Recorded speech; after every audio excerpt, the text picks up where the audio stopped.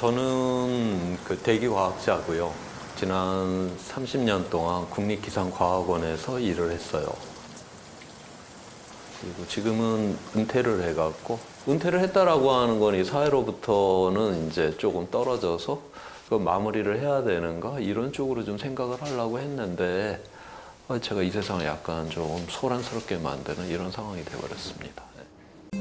지금까지 인류가 경험했던 그 모든 위험들은 회복이 가능한 위험이었다라고 하는 겁니다. 인간이 다 극복이 가능한 위험이었다라고 하는 것인데 바로 기후위기는 회복이 불가능하다라고 하는 거예요.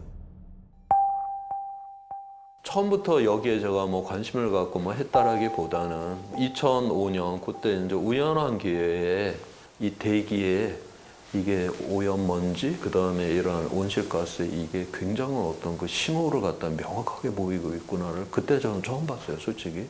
그 부분에 대한 이제 설명이 굉장히 좀 어려웠어요, 저 자신도.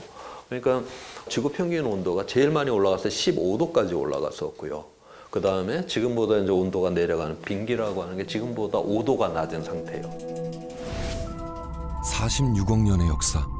사실 지구는 빙하기와 간빙기를 거치며 수없이 온도 변화를 반복해왔다. 그러니까 자연적으로 20도가 이제 왔다 갔다 했잖아요. 그런데 지금 사람이 지금 1도 변화시켰다. 근데 왜 이걸 갖고 날리고 여기서 1도가 더 변하면은 2도를 넣으면 그렇게 위험하냐. 자, 다시 말씀드려서 지금 그 2만 년 전에 이제 가장 추웠었어요, 빙기 때. 그 다음에 오늘날 우리가 살고 있는 이 간빙기로 올라오는 그 시간이 10,000년이 걸렸어요. 약 10,000년 동안 4 내지 한 5도 정도 이렇게 상승을 했어요. 근데 우리 사람들은 100년에 지금 1도로 상승을 시켰어요. 그래서 이거 크기의 문제가 아니라 속도의 문제예요.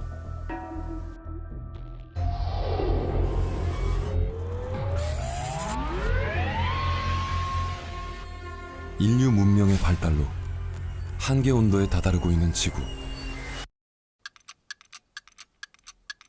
앞으로 견딜 수 있는 시간은 불과 6년 남짓이다.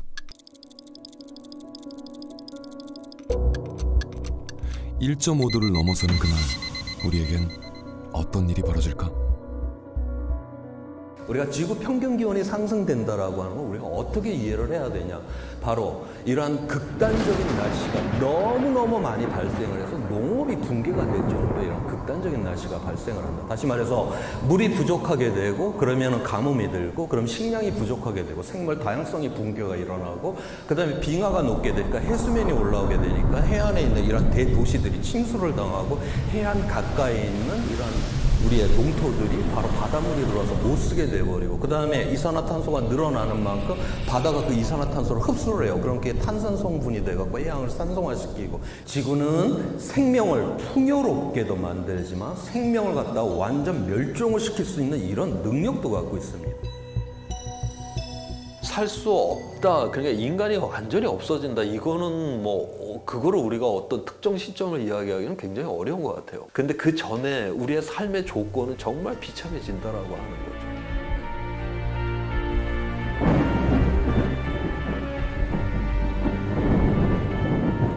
중부지방은 오늘로 장마가 50일째에 접어들었습니다. 65년 만에 가장 이른 장마가 게릴라성 집중호우가 쏟아져서 관측사상 처음 경험하는 극단의 이상 기후들. 자연은 우리가 예측 가능한 범위를 넘어서고 있다.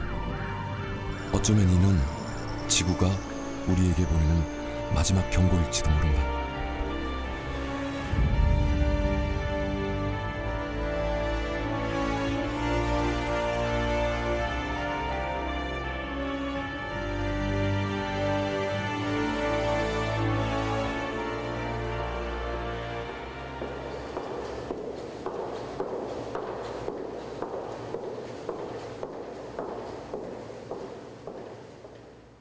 인류의 생존을 위해 우리는 무엇을 할 수 있을까?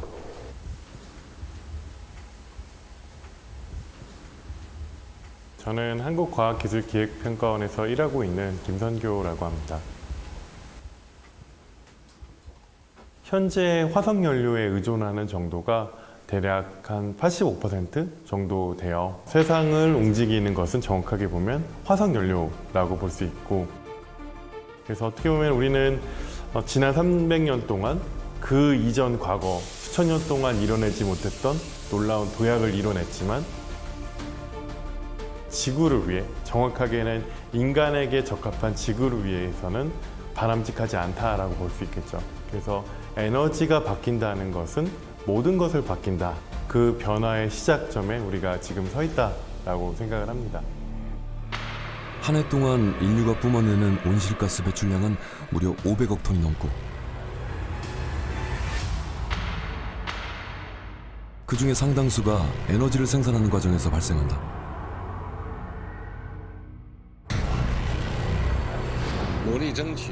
인류는 변화의 필요성을 느끼기 시작했다.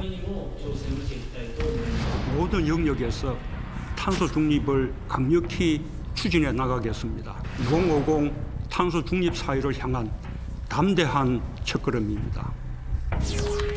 탄소 중립, 이산화탄소 배출량을 제로로 만들기 위한 위대한 미션이 시작됐다. 저한테도 많은 분들이 뭐라고 말씀을 하시냐면요. 탄소 중립 그거 가능해? 이렇게 말씀을 하세요. 그래서 탄소 중립은 이룰 수 있을 것이냐 말 것이냐 문제가 아니고 우리가 고민해야 되는 건 어떻게 이룰 것인가예요. 그래서 목표 자체는 사실 이제 정해진 겁니다. 예를 들면 이런 게 있죠. 지금 EU에서 뭘 발표를 했냐면요. All of you, the President of the Commission will now make. Therefore, the European Green Deal is on one hand about cutting emissions, but on the other hand about creating jobs and boosting innovation. 탄소에는 가격이 있어야 한다. EU는 새로운 길을 제시했다. 2023년부터는 탄소 국경 조정 제도라는 것을 도입하겠다 이렇게 발표를 했고요. 가장 많이 이제 우리가 얘기하고 있는 건 탄소 세조. 그러니까 관세를 물리는 것처럼 국경을 넘어올 때 탄소 배출에 해당하는 만큼 세금을 물리는 그런 방식을 지금 많이 이야기하고 있습니다. 자, 그렇게 되면 어떻게 되느냐? 우리나라 제품 같은 경우에는 석탄이 지금 가장 문제가 되는데요. 석탄이 전력의 40% 정도를 차지하고 있습니다.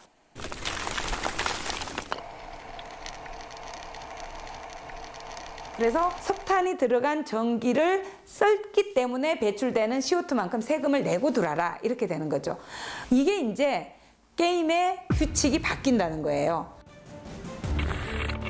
그 예상치는 충격적이었다. 탄소 국경세가 불러올 새로운 무역 체계.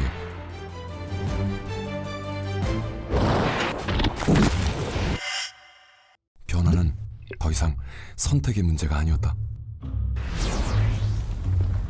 인류의 번영을 이끈 화력발전소가 역사 속으로 사라지고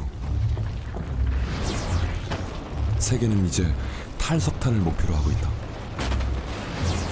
그렇게 하나의 시대가 저물어가고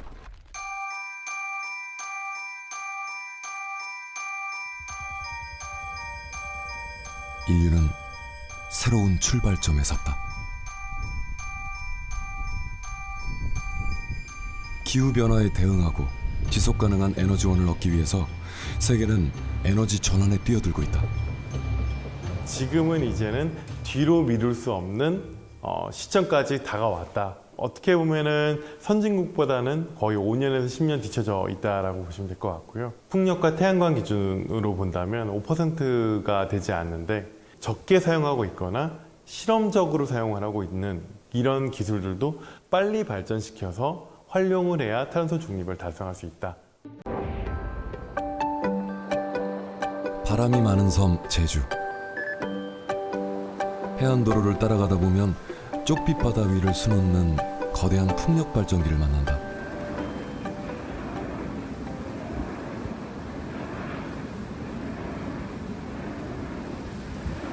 지금 바람 소리가 들리는데요.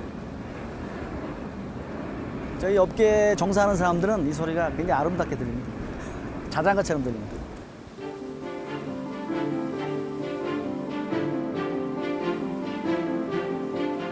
풍력 에너지를 활용해서 작년 한 해 동안 제주도에 10,000가구의 전기를 공급하였습니다. 탄소 없는 섬을 꿈꾸는 제주도. 재생에너지가 전체 발전량의 16%를 차지하고 있다. 그런데 풍력 발전기가 가만히 멈춰 서는 때가 있다.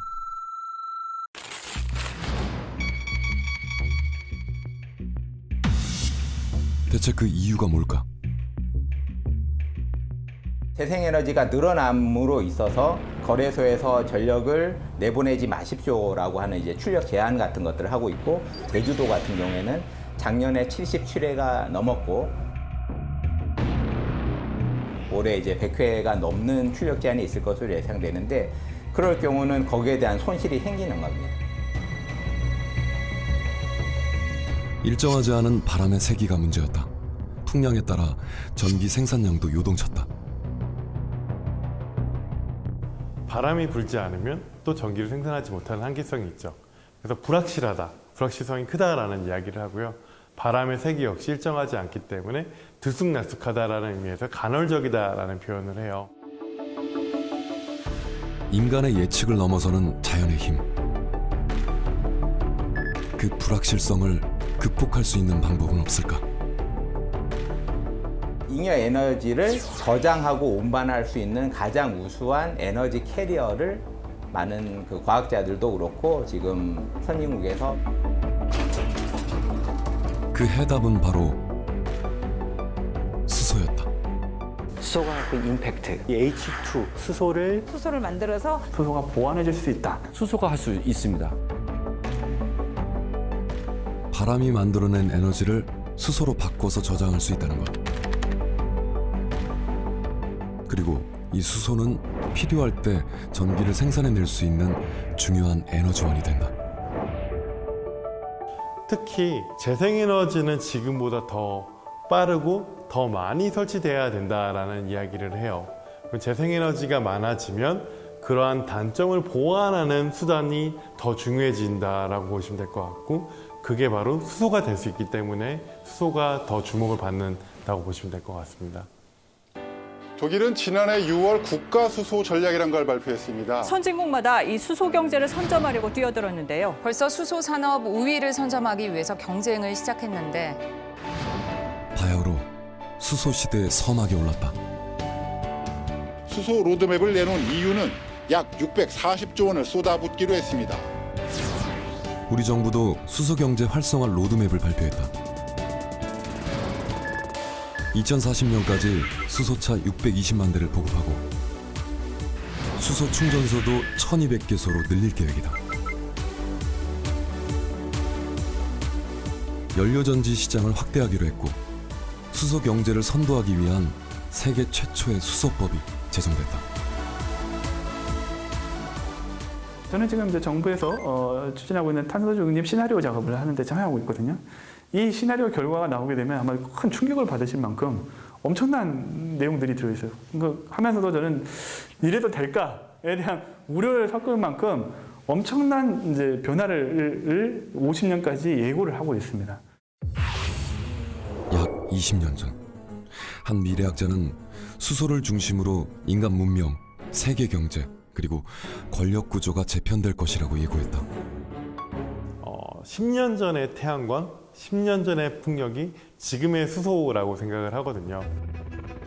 어떻게 수소도 지금은 걸음마 단계의 유아기인데 나중에는 청년기, 빠르게 뛰어가야 되는 청년기를 경험해야 될 텐데, 그렇게 발전하기 위해서는 뭐가 필요한지 되게 궁금해요. 아직 우리가 경험해보지 못한 낯선 에너지.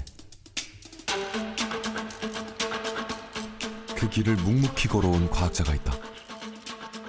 수소 분야 연구를 20년 전부터 해오신 분으로 특정 시류, 어떤 특정 기술이 유망하다라고 했을 때 연구 분야를 바꾸신 게 아니라 자신이 중요하다고 생각하는 연구를 오랫동안 개척해 오셨고, 또 그러한 부분이 이제 최근에 주목을 받게 되니까 어떻게 보면 우리나라 수소 연구의 어떤 시작과 또 현재의 최고 권위를 갖고 있는 연구자 중에 한 분이라 생각을 해요. 저희들이 이제 연구한 분야에 대해서 학회를 가게 돼요. 그러면 이제 특히나 이제 저 그린수소 분야에 국제적인 학회가 있거든요. 그러면 미국, 독일, 일본 이런 국가에서 오면 저희들 항상 약간 좀 떨어진 데서 후미진 곳에 앉아가지고 경청을 하는 그런 분위기였던 상황이었다면 지금 대접을 잘 받고 있습니다. 왜냐하면 뭐든지 저희들이 많은 인력이 투입되고 많은 예산이 투입되면 많은 연구 결과들이 나오거든요. 그래서 저희들이 이런 결과들이 나와서 발표를 하게 되면 해외 반응이 굉장히 뜨겁습니다. 그래서 요즘 가게 되면 제가 이제 초청 강연을 하게 되고 굉장히 앞자리에 가게 됩니다. 예, 그래서 한국을 바라보는 시각이 굉장히 위상도 높아졌다는 것이 저한테 또 굉장히 감사하게 생각하는 부분 중에 하나입니다.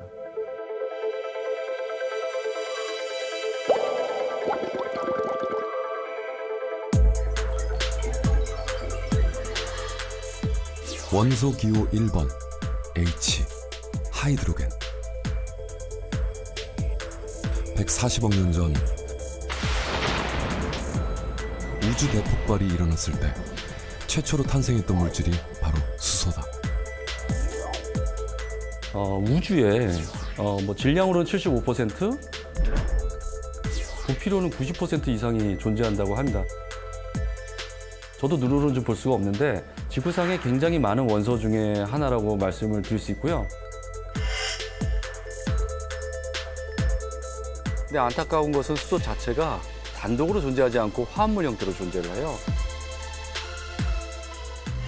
산소와 만나 물이 되고 메탄 속에도 들어있고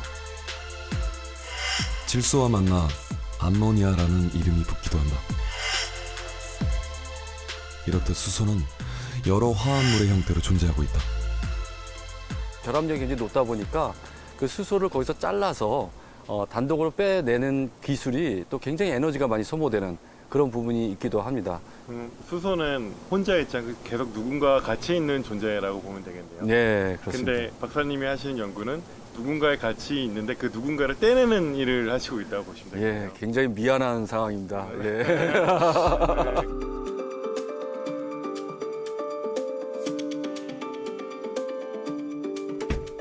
김창희 박사는 고순도의 수소를 생산하는 수전의 기술을 연구하고 있다. 저희가 이제 전기만 이렇게 주게 되면요, 얘네들이 잘 안 떨어지려고 그래요. 그래서 수소를 조금 유혹하는 물질도 놓고 산소를 유혹하는 물질을 상대편에 놓게 되면 고통스럽지 않게 쉽게 떨어지게 됩니다. 저희가 개발한 이 전극이 바로 수소를 유혹하는 물질입니다.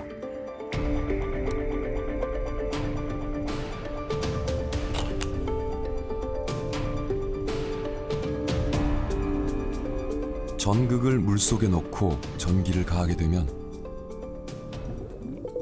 놀라운 일이 벌어진다.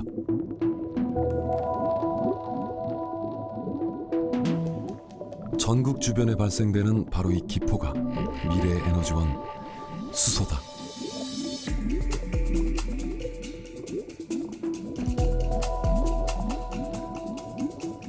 반대쪽으로는 산소가 모이게 되는데 이렇게 전기 분해를 통해 물은 수소와 산소로 분리된다.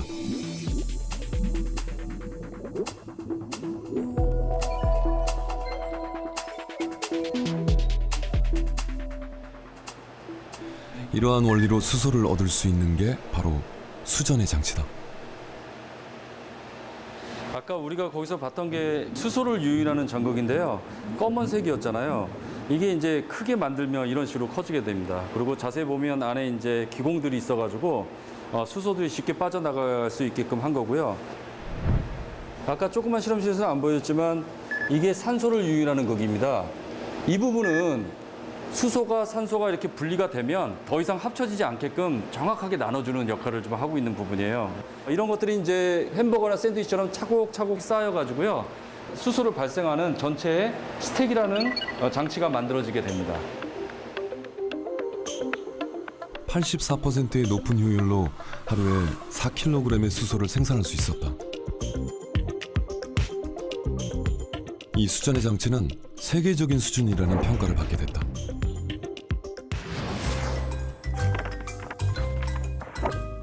물을 전기 분해하면 산소와 수소가 나오듯이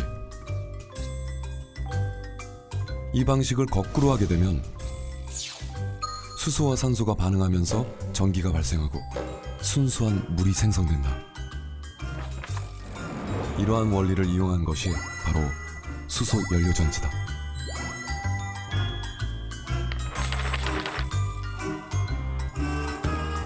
뭐 아시다시피 지금 현재 수소 연료전지 자동차 활용 부분이라고 저희는 얘기하고 있는데요.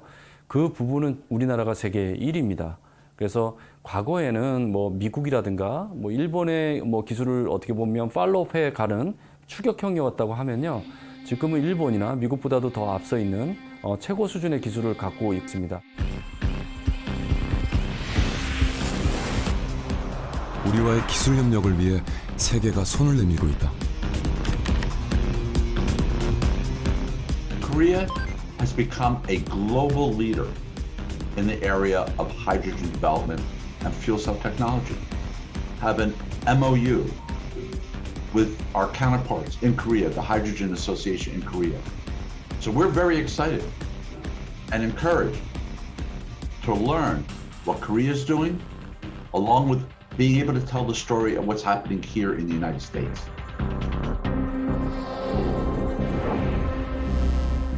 지난해 세계 수소차 시장의 점유율 1위를 차지한 우리나라.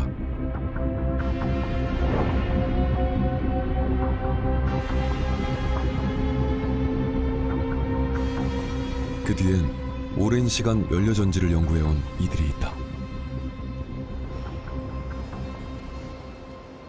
저는 2003년부터 연료전지를 한 18년 동안 연구를 해왔어요.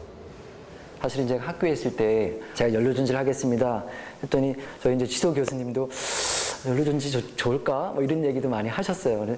근데 아무래도 연료전지 갖고 있는 어떤 포텐셜이 있기 때문에 한번 도전을 해보자. 그렇게 했던 부분이거든요. 그래서 시간이 지난 지금 시점에 왔을 때에는 교수님께서 그때 네가 결정을 잘한 것 같다 이렇게 말씀을 하십니다.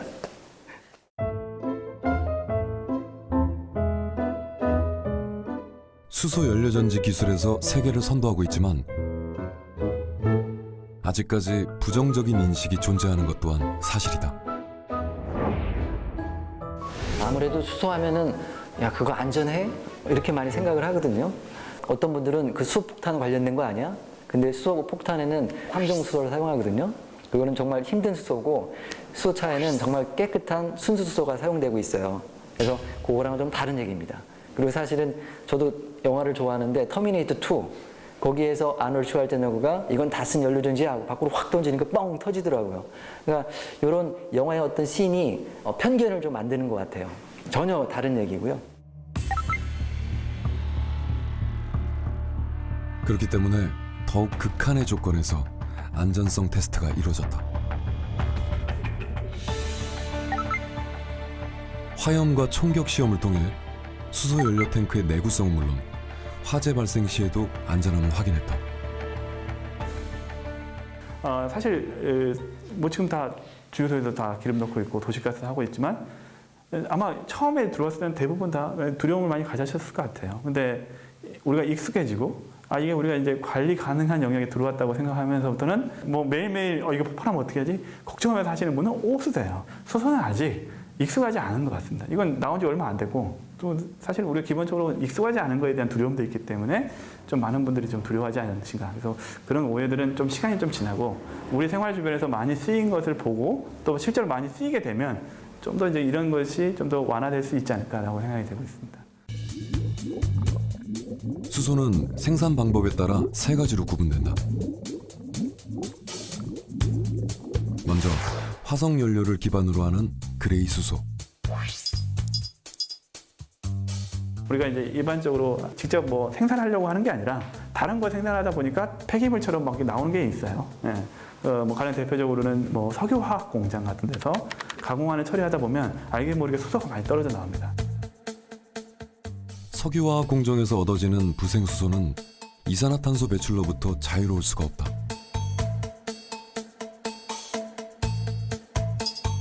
그럼 개질수소는 어떨까?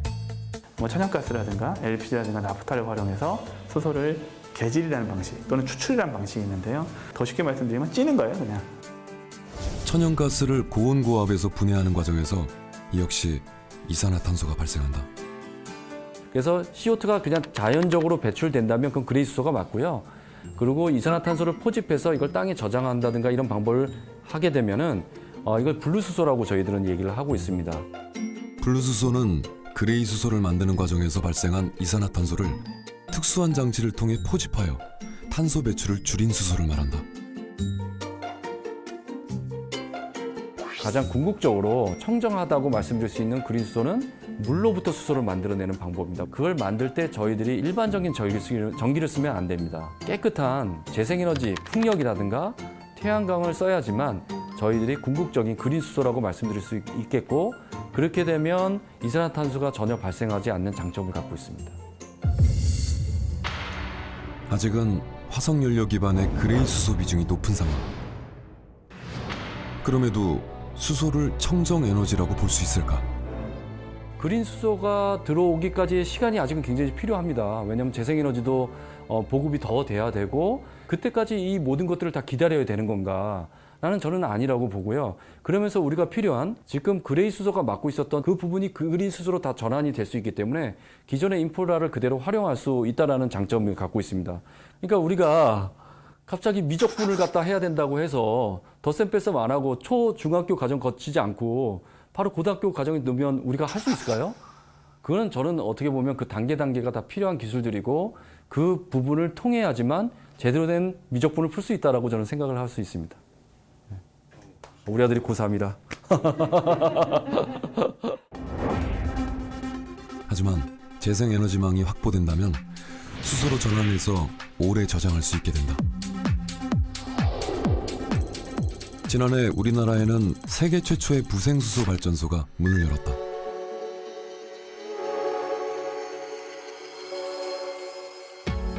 해외에는 조그마한 실험실 같은 사이즈의 수소연료 발전소가 있었지만, 저희들은 전기를 생산해서 상업적인 용도로서 판매하는 최초의 수소연료전지 발전소라고 보시면 되겠습니다.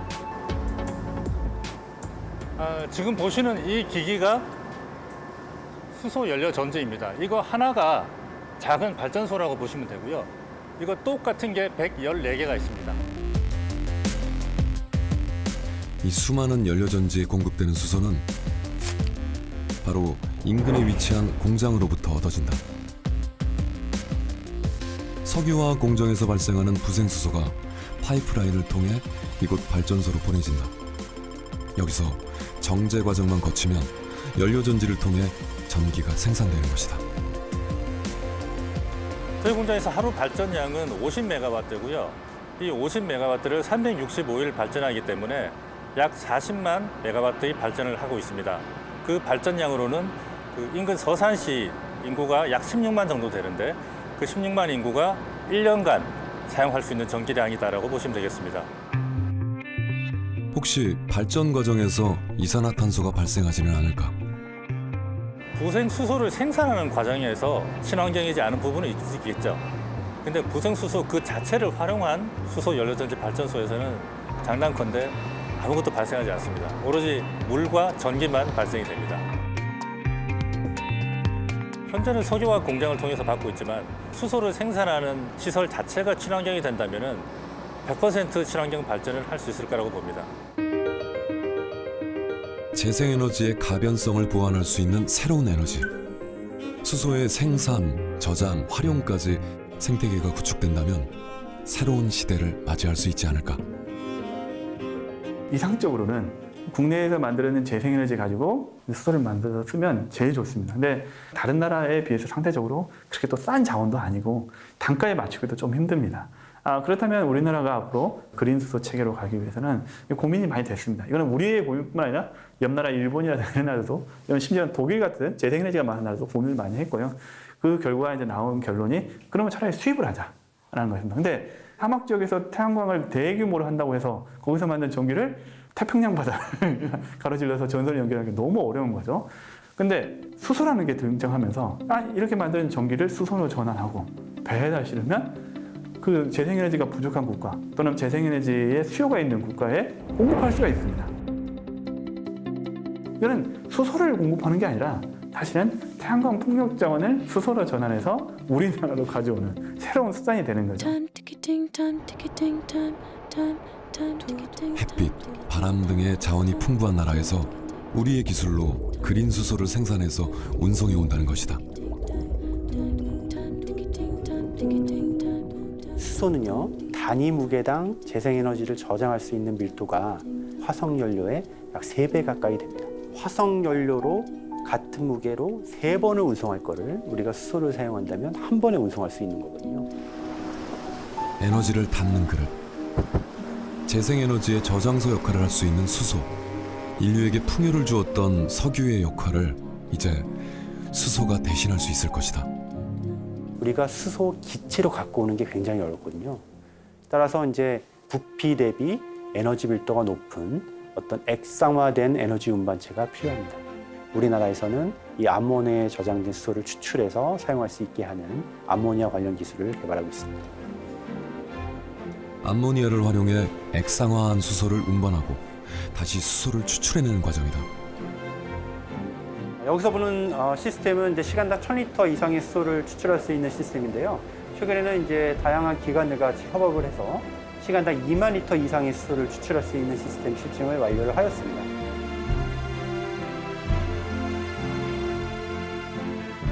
수소를 통해 지워나갈 탄소 발자국, 그리고 예측 가능한 미래. 우리의 상상이 실현될 그날이 머지않았다. 지금 당장 할 수 있는 부분부터 투자를 해야죠. 지금 말씀드린 뭐 수소나 탄소 중립이 굉장히 먼 사회라고 느끼실 수 있겠죠. 저도 이렇게 가깝다고 생각되지는 않거든요. 그럼에도 불구하고 우리가 이 일을 해야 되는 이유 중에 하나는 결국은 인류의 생존을 위해서입니다.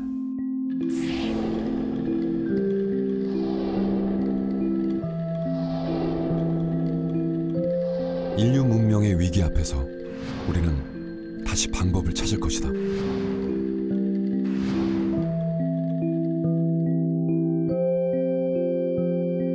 언제나 그랬듯이 인류의 내일을 고민하고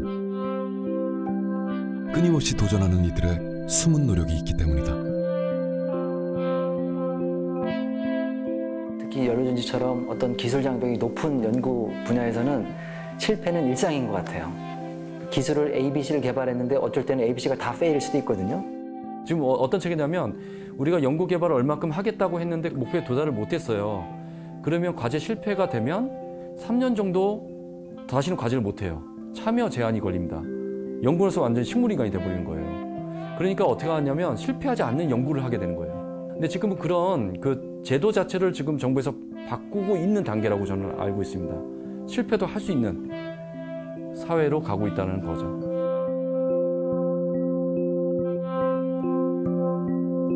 과거의 실패를 딛고 미래를 향해 가는 그 길에 우리의 과학자들이 있다.